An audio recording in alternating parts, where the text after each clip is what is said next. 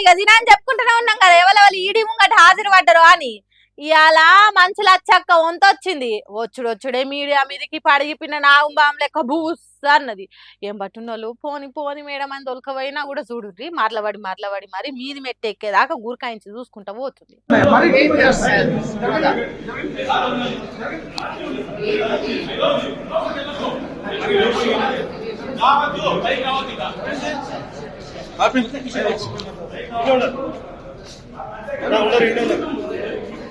మరి ఇక్కడ చూసినట్టు లోపల చూస్తే నడవదు కాబట్టి ఆడెట్లుంటదో అక్క. మరి ఏం అడిగిరో ఈమె ఏం చెప్పింది అనేది ఇప్పుడు పెద్ద సస్పెన్స్ అయింది నెటిజనాలకు.